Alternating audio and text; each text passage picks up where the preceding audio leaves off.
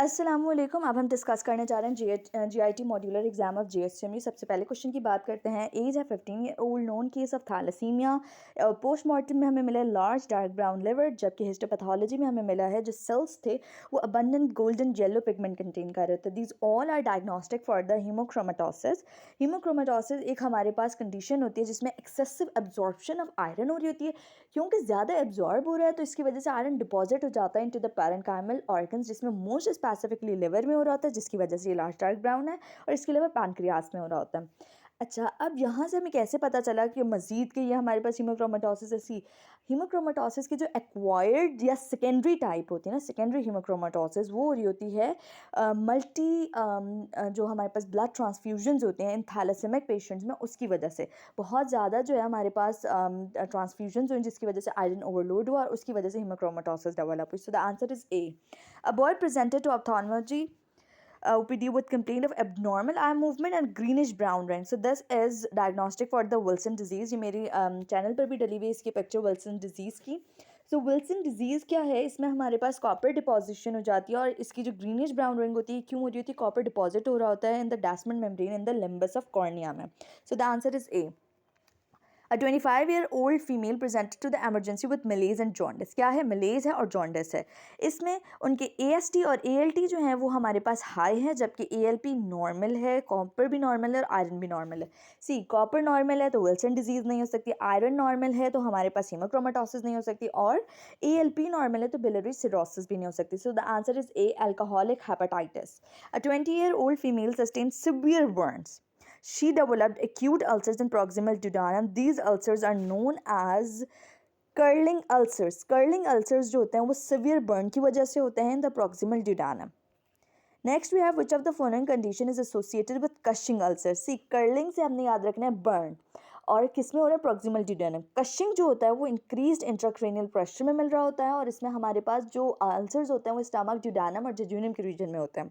Which type of cells are predominantly seen in the Zollinger-Ellison syndrome? So the answer is B, parietal cell. तो ये हमारे पास क्या condition है, इसमें हमारे पास मल्टीपल पैप्टिक अल्सरेशन हो जाती है in the stomach, duodenum and jejunum due to increased acidic secretion, और एसिडिक सिक्रीशन किस में इंक्रीज होती है, via parietal cells. Next, we have a 50-year-old female presented to the OPD with complaint of nausea, vomiting for the past. She was treated with proton pump inhibitors. किस चीज़ से treat हुई, proton pump inhibitor से। और इसकी जो histopathology biopsy में हमें क्या मिला, cystically dilated and lined by flattened parietal and chief cells, और हेलिकोबैक्टर पाइलोरी नेगेटिव है। अब सबसे पहले हम देखेंगे कि हेलिकोबैक्टर पाइलोरी अगर पॉजिटिव होता तो हम बोलते हैं ये हाइपरप्लास्टिक पॉलिप्स हैं, ठीक है। फिर इसमें जो हमें मिल रहे हैं वो क्या मिल रहे हैं, पैराइटल सेल्स और चीफ सेल्स मिल रहे हैं, और प्रोटॉन पंप इनहिबिटर यूज़ किया था उसने।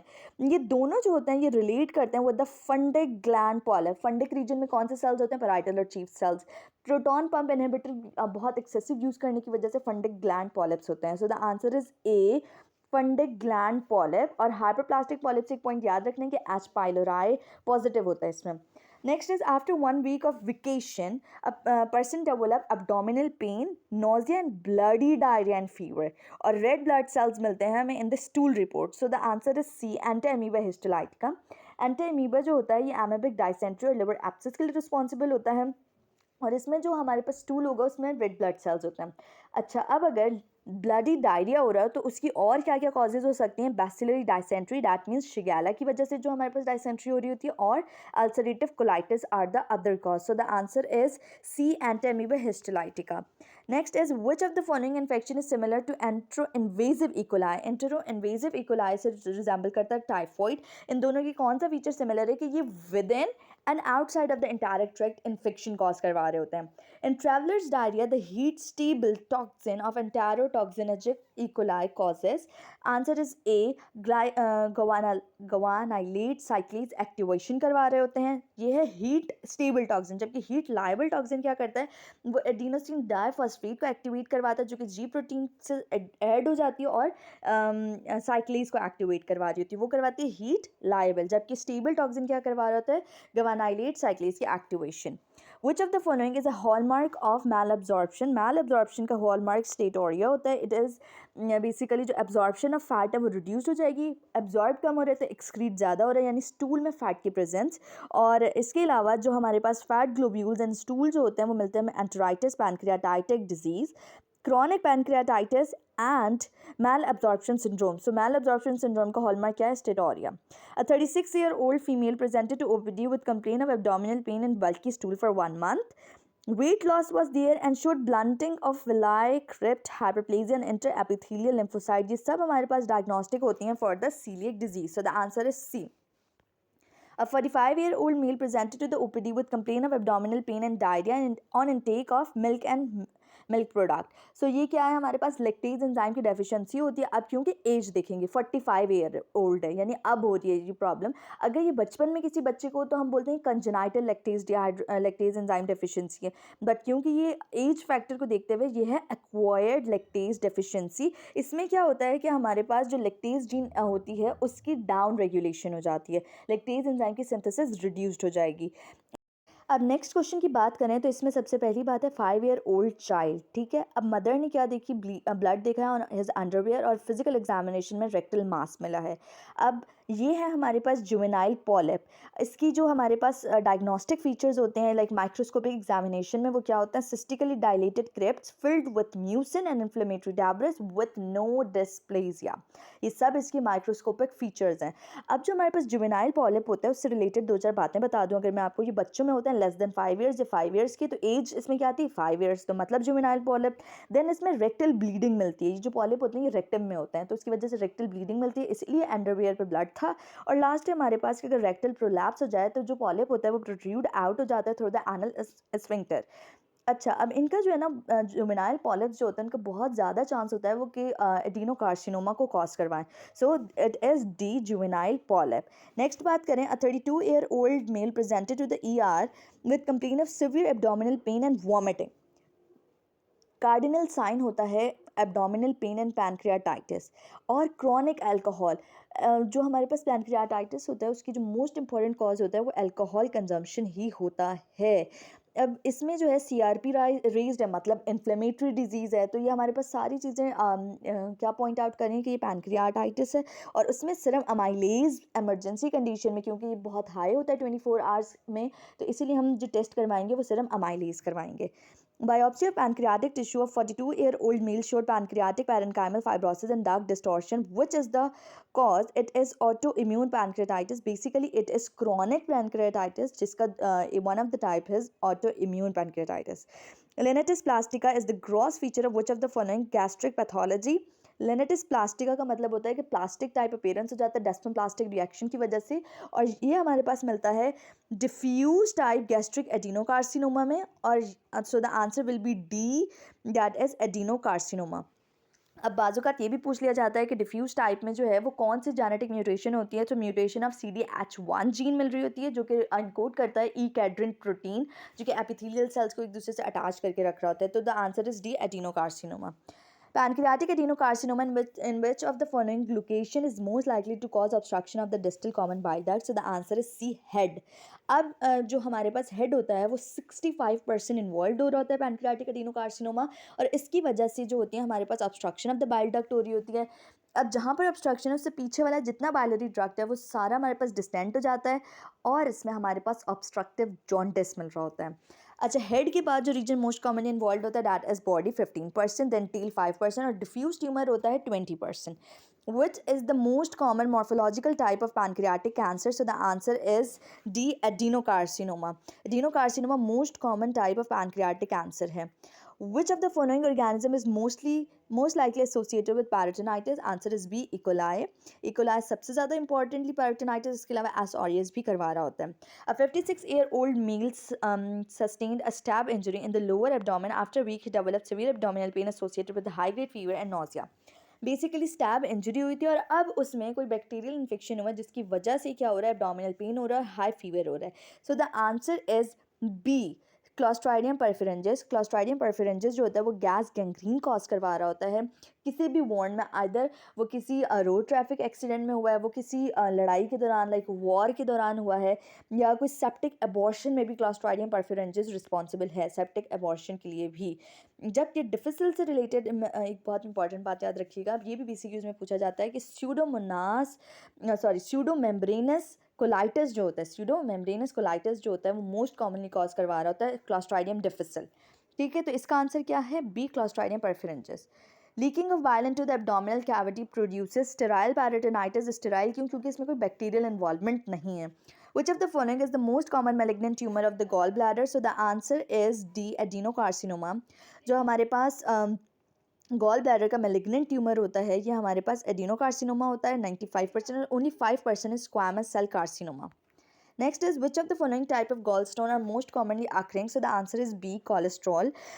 जो हमारे पास गॉल स्टोन्स होते हैं वो दो तरीके के होते हैं, कोलेस्ट्रॉल स्टोन्स या पिगमेंट स्टोन। कोलेस्ट्रॉल स्टोन्स जो होते हैं वो हमारे पास मोस्टली होते हैं, और ये हमारे पास कंसिस्ट कर रहे होते हैं क्रिस्टलाइन कोलेस्ट्रॉल मोनोहाइड्रेट, जबकि पिगमेंट स्टोन्स जो होते हैं वो बिलिरुबिन और कैल्शियम सॉल्ट से बने हुए होते हैं।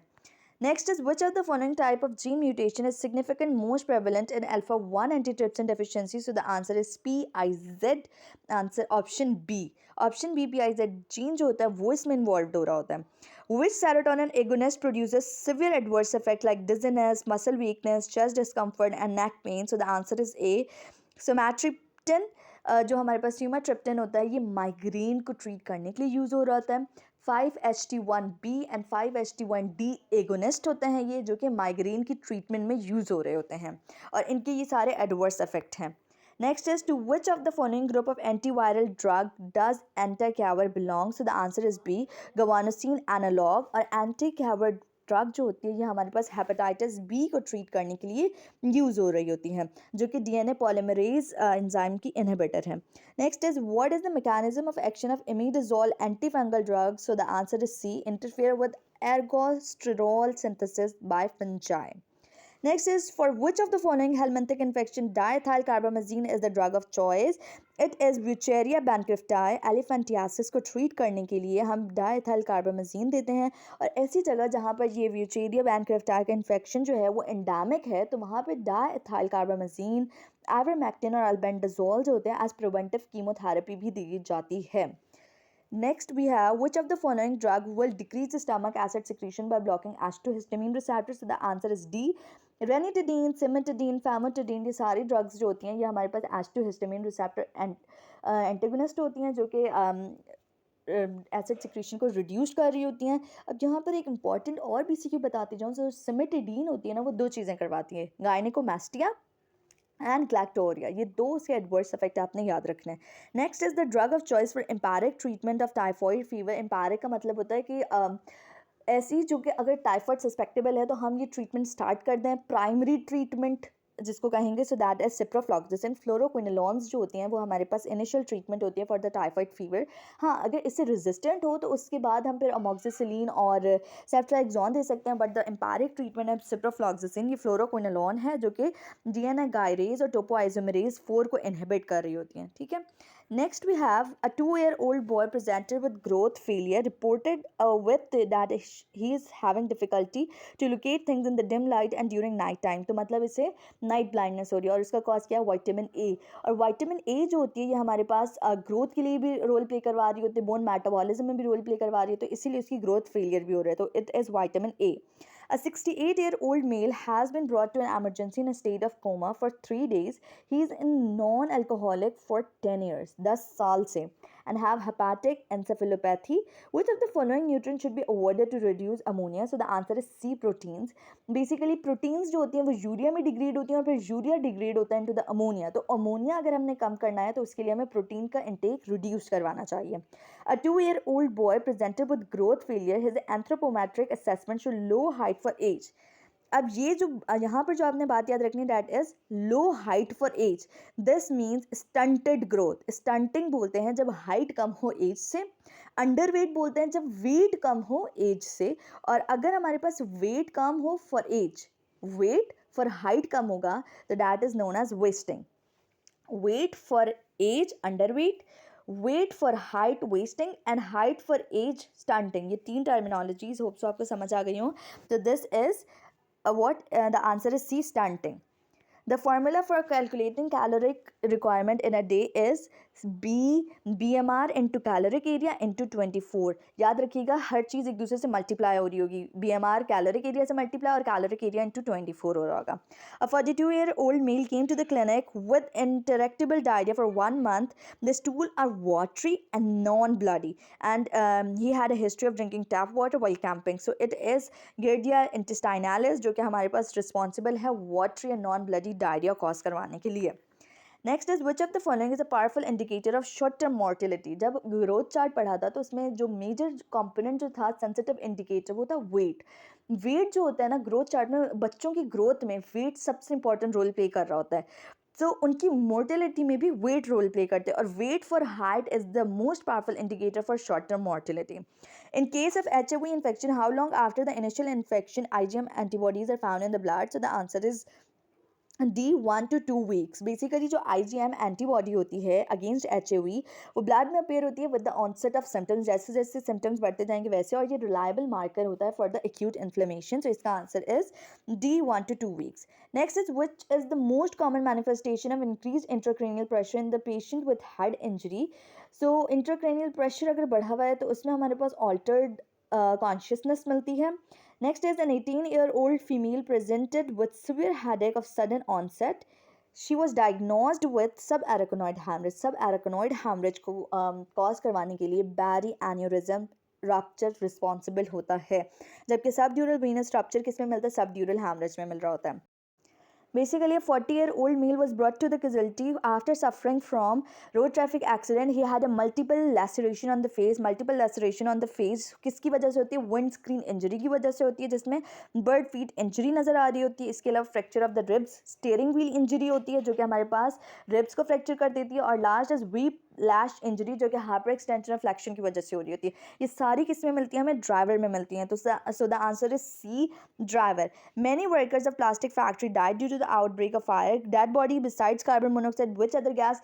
Basically, फुस्जीन मिलेगी उनमें. जो हमारे पास फुस्जीन होती है ये हमारे पास प्लास्टिक की सिंथेसिस और प्लास्टिक फैक्ट्रीज में मिल रही होती है. So the answer is D. A 65-year-old man has drunk 24 units of alcohol per day for the past 15 years and smoked heavily. अब बेसिकली उसकी जो ऑप्टिक टेस्ट है ऑन एग्जामिनेशन पील मिल रही है और which visual field examination defect मिल रहा है उसमें. Basically that is centrocecal scotoma.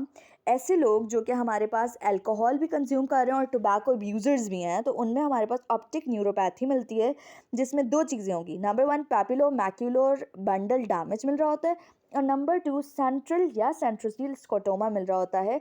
और सिर्फ यही नहीं, सिर्फ उनका विजन लॉस के अलावा उनको कलर में भी डिफ्रेंसिएशन नहीं हो पा रही होती. तो ये सारे जो सिम्टम्स होते हैं ये सेंट्रोसील स्कोटोमा होगा जो कि हमारे पास अल्कोहल अब्यूज़र और टोबैको यूज पर्सन में मिलते हैं. तो द आंसर इज बी.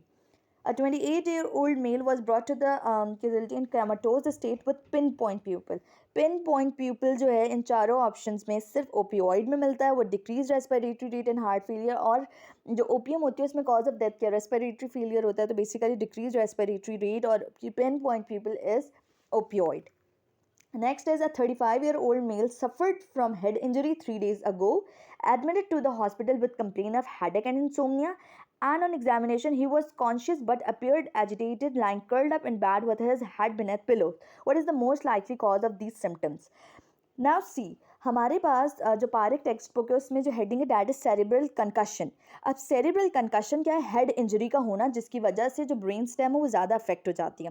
फिर होता है सेरिब्रल इरिटेशन. सेरिब्रल इरिटेशन क्या है? ये जो lying curled up in the bed with the head under the pillow, ये है सेरिब्रल इरिटेशन. जबकि जो इंसोम्निया और हेडेक है ये है हमारे पास post concussion syndrome. So the overall I believe जो इसके लिए आंसर होना चाहिए डैट इज सेरिब्रल कंकशन, क्योंकि उसमें ये तीनों जो सारे ये साइंस एंड सिम्टम्स बताए हुए हैं जो ये ऑन एग्जामिनेशन बताए हुए सारी उस अंडर द हेडिंग आ रही है. So the answer will be B, cerebral concussion. Skull behaves like an elastic sphere when it is compressed in one plane and bulge out in other direction. This is known as struck hoop theory. इसमें क्या होता है कि जब हम एक तरफ से चोट लगती है तो वहाँ से तो बेसिकली डिप्रेस्ड हो जाता है, अगर दूसरी साइड से बल्ज आउट हो जाता है, तो struck hoop theory. In which of the following toxicity cases alkalinization of urine would help to enhance the secretion of poison? So the answer is C, aspirin. Aspirin हमारे पास क्या होता है? It is acetyl salicylic acid, जिसमें ये एक acid है, और हमने फार्माकोकाइनेटिक्स में पढ़ा था कि अगर किसी एसिड पॉइजन को रिलीज आउट करवाना है तो उसमें हम क्या दे रहे होते हैं कि उसमें हम ऐसे अल्कलाइन कंपाउंड्स देंगे जो कि यूरिन को अल्कलाइन कर देते हैं और उसकी वजह से एसिडिक सिक्रीशन बढ़ जाती है. So the answer is C. और वैसे भी एस्पिरिन के मैनेजमेंट में है कि अगर पॉइजनिंग के लिए हम गैस्ट्रिक लवाज करते हैं विद वाटर एंड मिल्क को डेमल्सन यूज़ करते हैं. एसिड बेस बैलेंस डिस्टर्ब हुआ, उसको बैलेंस करने के लिए सोडियम बाइकार्बोनेट और फोर्स्ड अल्कलाइन डायूरासिस करवा रहे होते हैं. रेस्पिरेटरी फेलियर की वजह के लिए ऑक्सीजन देते हैं और ब्लीडिंग के लिए हम विटामिन के देते हैं. सो वो जो उसकी पूरी मैनेजमेंट है उसमें ये इंक्लूड है कि अल्कलाइन डायूरासिस करवाना इन aspirin. Which of the following poison act by combining with sulfhydryl group of mitochondrial enzyme leading to malfunctioning of cellular respiration? ये जो mechanism of action है ये arsenic poison का है. arsenic poison जो होता है ये हमारे पास mitochondrial enzyme से bind करता है और cellular respiration की malfunctioning करवा देता है. So the answer is D.